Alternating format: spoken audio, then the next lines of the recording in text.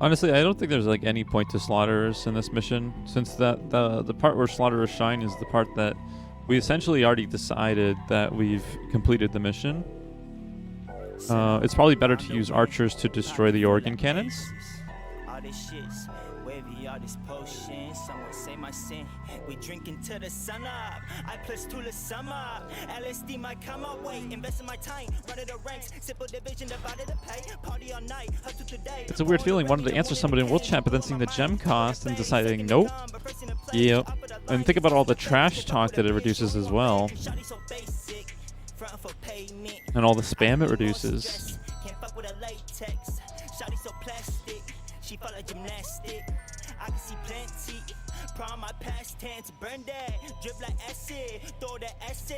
She fuck with passion, I keep it passing till she passed in. She hit my Snapchat, ignore the message. I hit my pusher, I need a session. It's been a minute, it's been a long time coming. They don't want me, now they want me. I don't need no lover. Let me splurge out for my family. Said a long time coming. They don't want me, that costs in patch, so yeah, I know. I wish they didn't actually.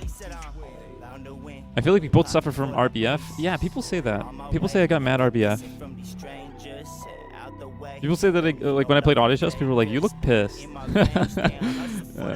I am like probably the last I get pissed in auto chess.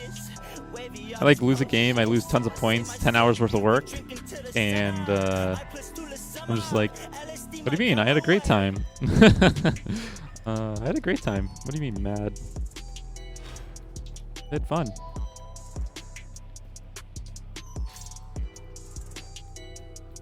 Maybe that's something I gotta work on. I think the Canadian logo makes you look pissed. I heard all Canadians are hangry all the time.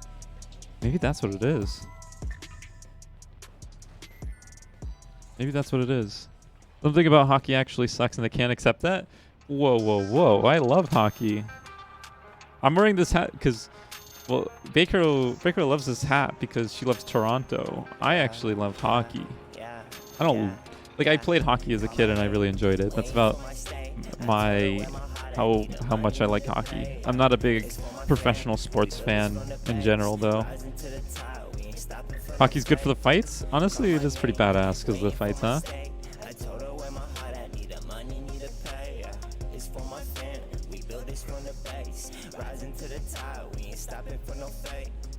Bust down, shawty bound and give me faces.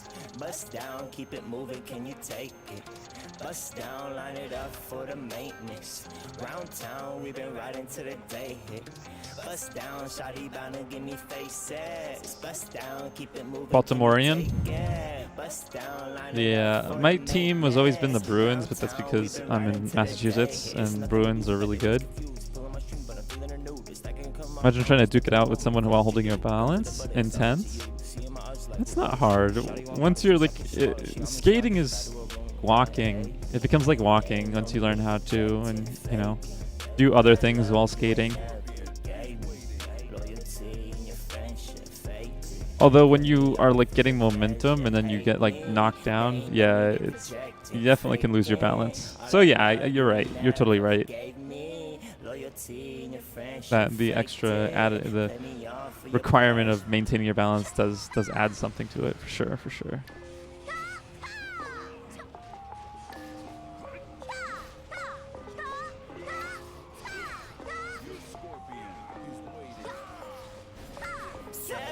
You got a shield here? Nice.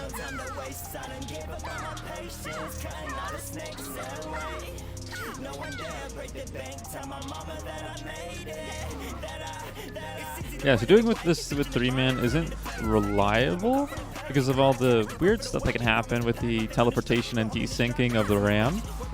And if you fail on the first ram, it's almost impossible to do it afterwards. So this phase, I'm actually going to give kind of a play-by-play on the thought process behind our, what we do, so that I can post this on YouTube perhaps as a guide with a few edits and whatnot. So bear in mind that I might be talking to a YouTube audience on this next phase.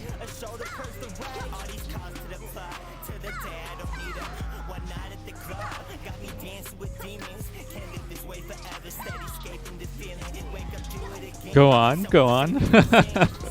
What up, Reckoning? How are you? How's the stream? It's going pretty well. I'm enjoying it. Going well.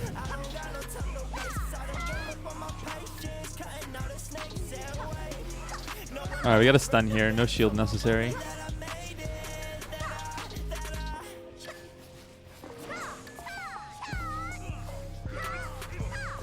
Alright.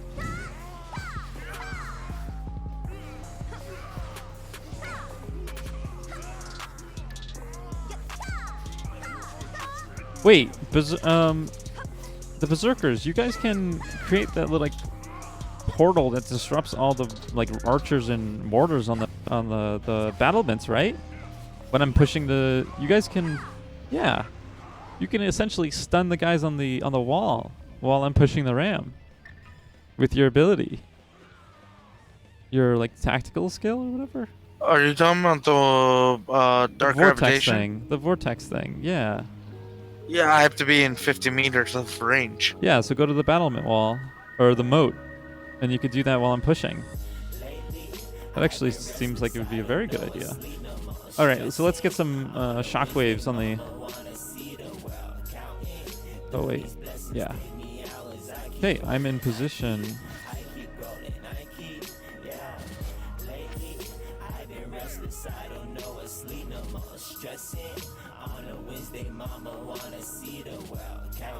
All right, shockwaves in the middle if it's off cooldown, please. And I'm pushing the ram now.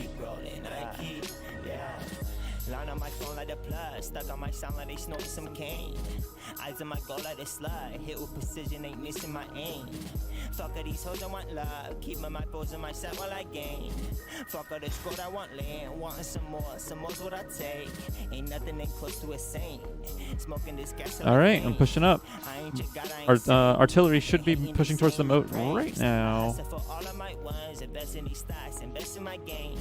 Picture the word, it is yours. Picture so perfect, been stuck on the paint. Down lately. Yeah, you guys can shockwave on top of the wall as well.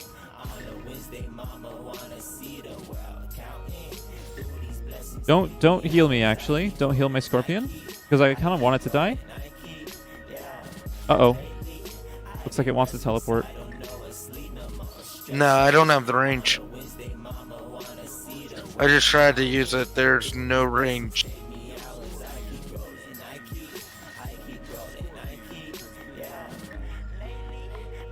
All right.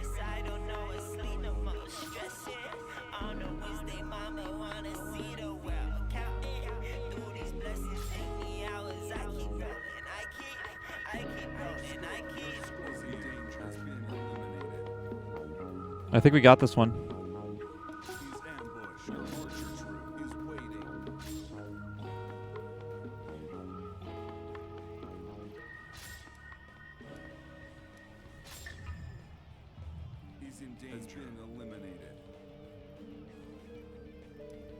Yep, we got this one.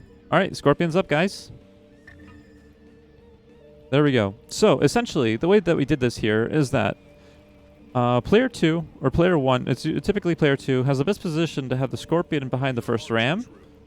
Right here. You put it right here, and then when it activates, you start to push the ram up. All the Scorpions should be using their shockwaves to kind of create a little hole here so that my AI, when I put it on defense to stop it, doesn't turn around to auto-attack the AI and instead can just stand there while the ram naturally sinks and doesn't do that teleporting thing. Everybody should be using their trebuchets and pushing it up to the moat prior to the ram getting into the range of the artillery. What that does is it delays the time that they start to attack the ram and allows me to get closer and, as a result, be a little bit more healthy. Okay, I'm probably going to have to heal here. Berserker shield. Okay, cool. So, what I did at the beginning with my archers was I attacked one of the organ cannons. Archers do pretty good damage to the organ cannons, and when you kill them, there's like a 30-second respawn time, and organ cannons are the biggest DPS contributors to the ramp. So killing those and knocking them out for 30 seconds helps out so much. And it's probably a key component to being able to do this with such a few people. Maybe not able to do it, but able to do it more consistently. Having it die is also a really nice thing to do because, or the Scorpion to die because you can res it and then move fast. That burst of speed can bring you, propel you out of the range or the AoE radius of the organ cannon, which can dodge volleys, entire volleys from the organ cannon, which prevents a lot of damage on the ram itself. You kind of want to go into short spurts of moving forward, dying, then using the speed boost to avoid organ cannon DPS. And then after that, you can, by the time you get to the door, like onto this here, it's just push it against the wall, get it as close as possible you can to the wall here, because the line of sight from this here,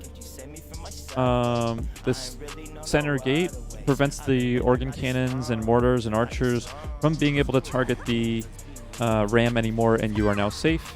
This is now an 11-minute DPS race to kill this guy, which is very easy to accomplish with only 2 people, probably. Very easy to do. His mechanics are very easy.